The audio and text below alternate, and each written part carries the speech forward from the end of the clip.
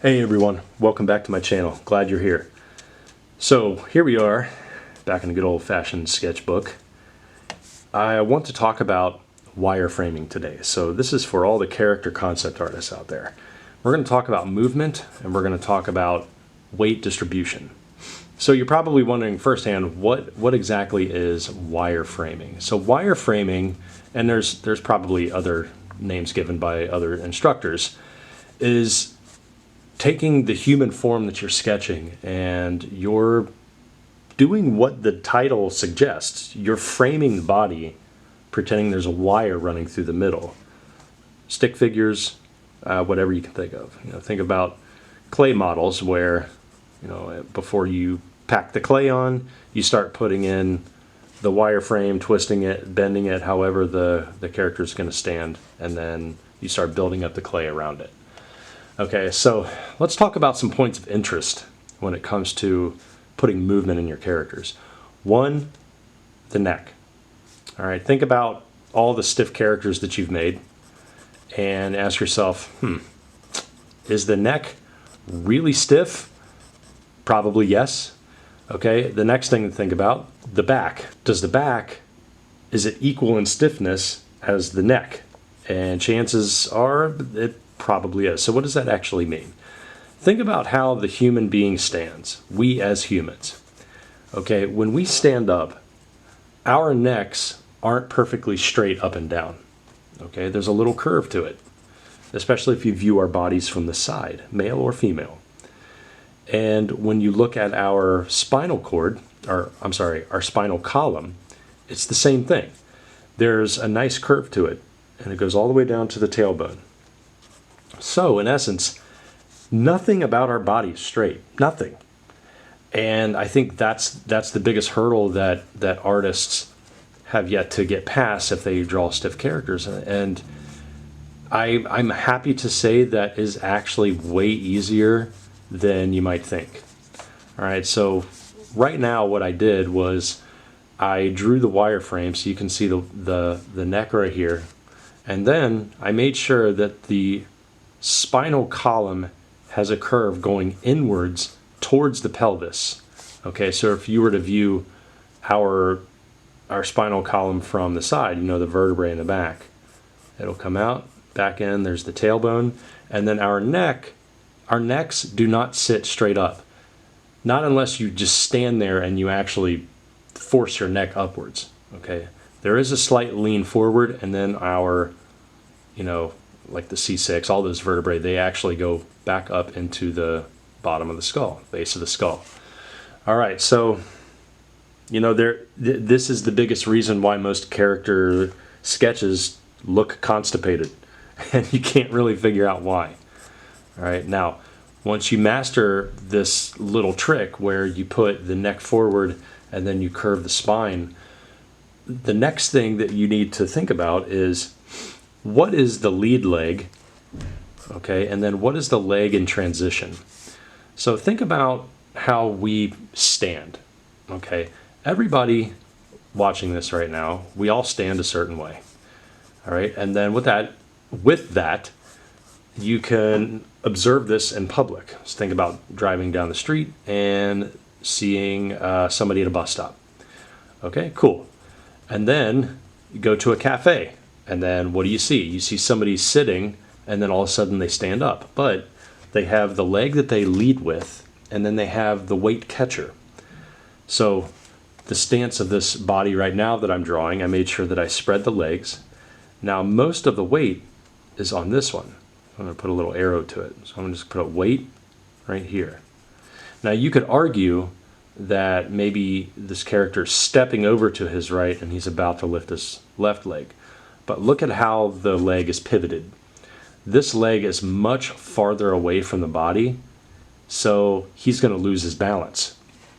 So he's going to need to anchor this leg right here, and then he's probably going to be lifting this leg. Now, I don't necessarily know what he's holding, probably like a dagger. Put like a little dagger in here. Okay. And this is just an example of some fun gesture sketching where if you're doing some character exploration and there's no real brief for it, you're just kind of designing and seeing what sticks, there's no real need to throw in a ton of detail, but you can see that there's a lot of movement in this character. You got a nice spread of the legs, so the character is taking up a lot of room. You have weight distribution, so you can clearly see that not only is the weight being caught on this leg, or you could argue this one, that's probably going to be a very ambiguous design right here, but the character is also leaning back, so maybe he or she is about to dodge a weapon. Nobody knows, okay? But the wireframe that I drew is going to suggest what the limbs are doing. All right. So maybe this character doesn't have anything in that hand, or maybe there is something in this hand, but of a smaller in nature. So maybe like a ball with spikes on it. That'd be kind of cool. Okay, so maybe that character's grabbing that. Okay, the next thing that I want to show you when you're doing these is make sure that when you're drawing faces, especially in your portfolios, please make sure that the character is looking as if there is interest in what the character is looking at.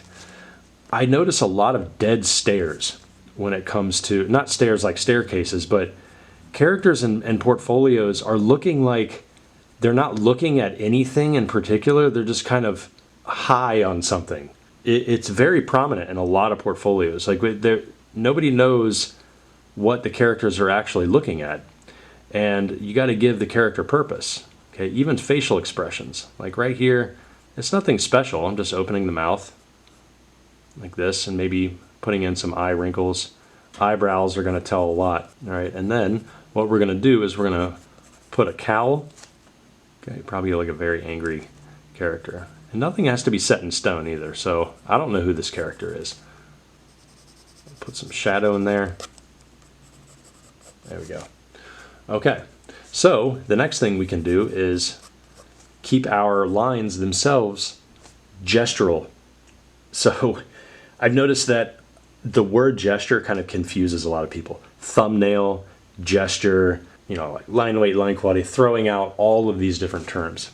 I want you to know that when it comes to a gesture sketch is when you capture the pose and the movement within a figure.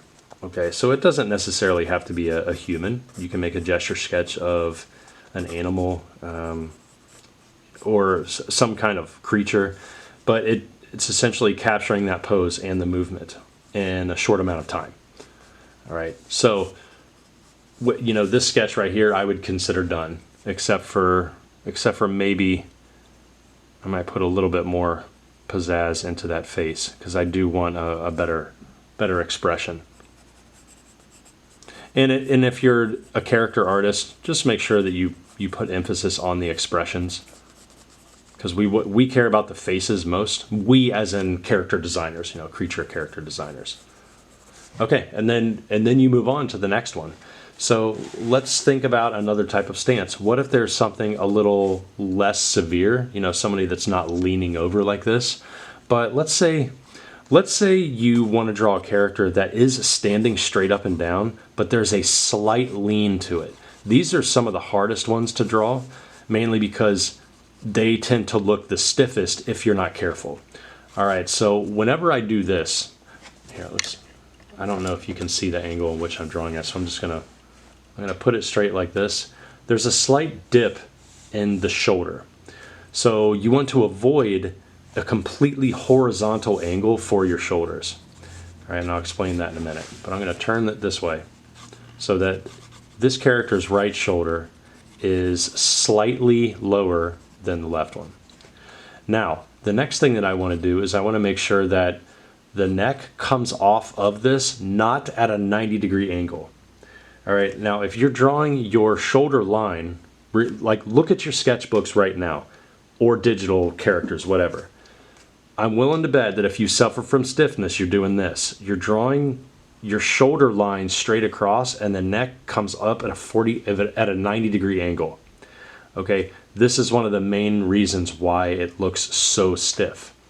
Okay, so you want to make sure that you have that nice little lean. So now we have a slight slope in the shoulder, and then the neck is leaning over to our right. And I'm getting the picture in my head that this person is kind of countering the weight of falling over to his or her right. Okay, so this might offer some really cool gesture here in a second. So I'm just going to indicate, it's like the shape of boxer briefs almost. I don't know why I do that, but it helps me out whenever I draw characters. This leg and this leg, they are straight. However, this character's right leg is going to be sticking out. It's going to be pointing outwards just a tad more. Let me see if I can zoom out here. Okay, there we go.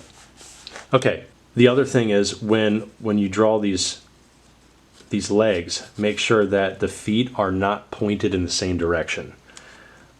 Listen, I'm totally guilty of that. Okay, I've done it tons of times. Raise your hand or comment below if you have drawn your feet in the same, like pointed in the same direction your characters, and you're wondering why they look so stiff. For example, you'll do this. Leg number 1, leg number 2, foot, foot. Yeah, so unless they're a robot, or unless there's some reason as to why they're standing like that, don't do that, ever. Okay, now, slight angle for foot number 1, slight angle for foot number 2. Okay, now, remember how I put the neck forward a little bit? We're going to do it again. Oh, I'm sorry. We're going to apply the oval for the face. But what I want to do is I want to make sure that the oval that I place on the face is not parallel with that neck. You see what I'm doing now? I'm countering all the angles that are happening to a different angle. Okay? Let me start over to show you exactly what I did with this entire figure. There's a dip in the shoulder. So the neck is sloped the opposite direction. It's not going towards the dip, it's going opposite. There's a slight lean on the spinal column. Okay? Now, the hip is going a little bit straighter across. This character's right leg is sticking out just a little bit more than this one. So what I mean by that is this character's left leg, the knee is coming out right here, and then he's attempting to straighten it and pull it back into his body. That little hint, just that little hint goes a very long way. So hopefully you guys are trying this out in your own sketchbooks right now. Let me know if this is working. It takes a little bit to get used to. I know this might be kind of jarring for some people, but bear with me here and keep practicing. Just keep practicing a full page of gestural wireframe stick figures, and I guarantee you that you will see a difference even after a couple days of doing this. Okay, so one more thing to help with the whole gesture and make sure that there's movement is the direction in which the face is looking. Okay, now you don't want these characters to just stare off into space like they're high on something. Okay, instead, why don't we put the brow ridge down? Okay, what that'll do is it'll give an opportunity to be like, okay, well maybe this character is actually looking down at something or looking at us. You know, there's a possibility here. So you want to make the eyeballs rather small, just to indicate where they are. Okay, and then you can do the head. Now what I mean by the head is just like a nice little oval, get the jaws in there. You don't have to do anything special. Okay, and then leave it. So it's probably going to look funny right now, like something out of iRobot. But then you can start to add the shape. Okay, you put the torso in. Okay, you put the arm thickness in. Okay, maybe you can bend this arm. And then what happens is when you start to add that thickness, maybe the character is holding like a big weapon. Okay, and this character is looking over in this direction. You could see all of the movement and all of the power and just that slight little weight shift down here, because if the character has shoes on, let me move this down here like this. The character has shoes on.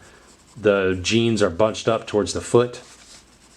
You see how light I'm keeping everything? And then I just move over here, and then the toes are slightly turned almost towards us, as if the character is trying to step back a little bit or hesitant into where they're walking. Okay, and then has this big weapon like, I wonder what is lurking beyond those trees out there. I might need to investigate. Okay, and then maybe they have a hat on. Like, who knows? I don't know what kind of hat that is, but all these gestural lines, maybe the character has dreadlocks, like, I don't know. You could see that there's a lot of power in these movements. Okay, so let's darken up some of this stuff up here. Okay, now you can really see the power of this. I kept everything light at first until I was happy about where it was going, and then I just kind of adding in some darker lines here. Okay, something about the outfit, and then for this one, like, who knows? Maybe there's something cool with the outfit here, where there's a sleeve within a sleeve. Okay, maybe something really cool with the pants. It kind of comes out, and then you got some knee braces on. Okay, like this. This head here, like, who knows? Maybe there's like a mask on it. Maybe there's a mask on. Kind of looks like Cabal from Mortal Kombat. You know, maybe I'm subconsciously pulling from different games I've seen. You know, like, I don't know, BioShock, maybe Mortal Kombat, Tekken, like all the fighting games. You know, Three Musketeers in the movie. Like, I don't know what's going on here, but that's the fun part. So this gesture is completely different than this one. So just know that you guys should definitely take advantage of exploring a page like this. You don't need to shade a thing. It all starts with the wireframe.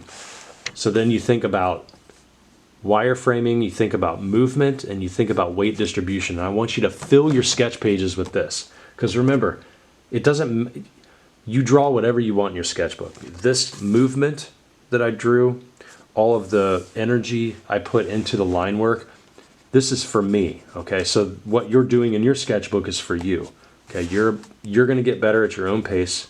Not all of them are gonna be pretty, okay? And then you're gonna hit a home run with some of them, all right? So have fun with this. Check the links in the description below if you wanna try out our Discord. We, invite everybody to come in and show their work.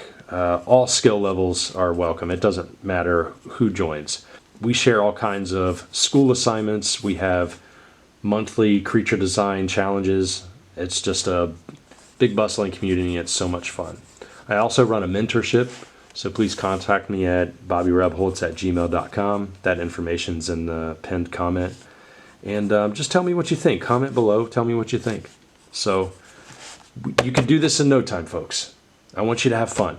Okay, drawing's all about having fun. Even if you think that you're horrible at drawing people, do stick figures. Get the gesture down, and then worry about clothing and everything on top of that. Okay? So have fun with this assignment, and I wish you all the best. Peace.